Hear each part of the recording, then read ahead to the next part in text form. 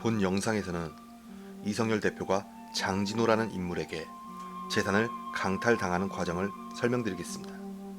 2011년 여름 장진호와의 악연이 시작됩니다.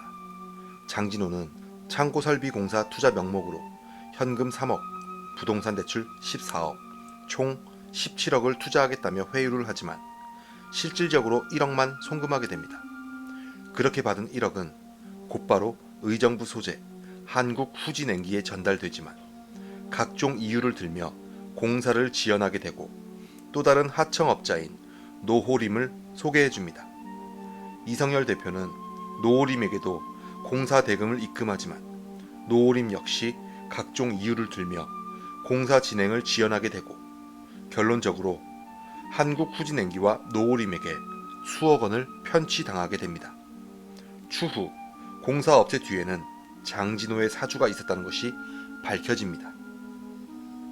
2011년 12월 이성열 대표는 서해산업의 정의성과 창고 3개 동에 대해 슈퍼마린 이름으로 계약을 하게 되는데 같은 날 장진호는 자신의 처 김혜섭의 명의로 같은 창고에 대해 이중 계약을 진행합니다.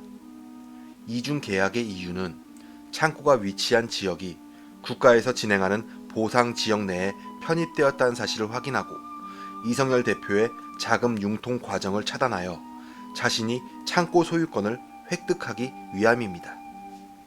2015 고단 4125 사건이 종결된 후 재심을 위하여 소송회에 제출된 증거물에 대해 열람 등사를 신청하였지만 상대방의 신체의 훼손이나 생명의 위협을 이유로 거부당하게 되고 이에 불복하는 소송을 통해 본 사진과 같은 투자금 상환 증명서를 확보하게 됩니다. 하지만 본 증명서는 정태명의 진술과 달리 창고 인수 목적 투자금이 아닌 자신들이 주고받은 생강 거래 대금이었습니다. 재판부를 기망한 것이죠. 이렇게 조작된 증거들로 인해 이성열 대표의 동생 이영렬은 징역 2년 2개월을, 그에 반해 정태명은 벌금 140만 원에 불과한 형을 받게 됩니다. 그리고 창고 내에 존재하던 화물은 정태명이 횡령하게 됩니다. 평택시 홍월리에 위치한 토지에 대해 신용보증기금이 제기한 민사소송에 회부되지만 어떻게 된 일인지 정태명을 제외한 모든 피고인들은 연락을 받지 못합니다. 그렇게 방어권이 박탈된 채 골석으로 재판을 받게 됩니다. 즉 정태명을 제외하고는 재판 사실에 대해 알지 못했던 것입니다. 본 재판에서 장진호와 정태명은 위증을 공모하며 일부 승소를 받게 되었고 이성열 대표가 차용해준 금전은 장진호의 금전으로 둔갑된 채 토지의 소유권은 정태명에게 귀속되게 됩니다. 추후 2015 가합 251370, 2020 고합 29 사건에서 정태명과 장진호는 본 사건과 상반되는 진술을 확인할 수 있습니다. 여기서 그들의 결정적인 실수를 확인할 수 있습니다.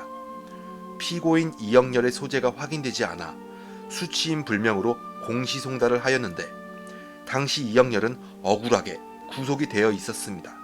하지만 형사소송법 제76조 제4항에 의하면 구금된 피고인에게는 교도관에게 통지하여야 한다고 명시되어 있지만 이들은 형사소송법을 무시한 채 골석으로 재판을 진행하였고 이는 명백한 법률 위반임을 증명합니다. 본 사진은 이성열 대표가 2017년 5월 16일 15시경 평택 세관에서 조사를 받던 중 장진호로부터 전해받은 문자 메시지입니다. 마치 조사 내용을 모두 안다는 듯한 이 메시지는 추후 공소사실에 모두 반영이 됩니다. 공소사실이 확정되지 않았음에도 이미 공소사실을 확정지어버린 장진호의 문자 메시지, 체포 사유가 없었음에도 체포영장을 발부받아 구속수사를 시도하고 기소중지 처분을 합니다.